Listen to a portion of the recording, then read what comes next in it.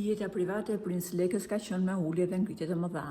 Pas divorcit me Elian dhe skandalit që shpërtheu brenda shtëpisë ku jetonin, lidhja e tij me Blerta Celibashin e vuri në qendër të medias.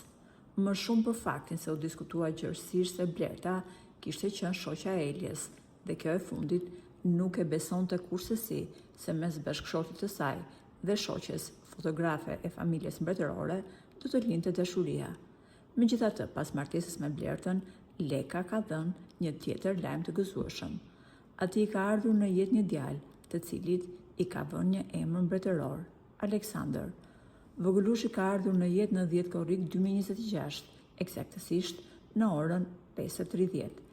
Lajmi u konfirmua dhe nga një pjesëtar i familjes mbretërore, i cili shkroi: "Sot është nga ato ditë që fjalët nuk mjaftojnë për të përshkruar gëzimin.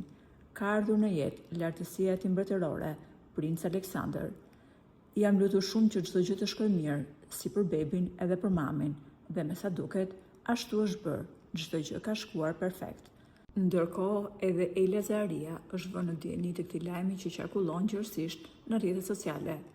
Burime pranë saj bën me dije se ajo nuk ka patur asnjë lloj reagimi emocional, por shumë e qetë është shprehur se nuk e kthen më kokën pas dhe nuk është peng e të kaluarës.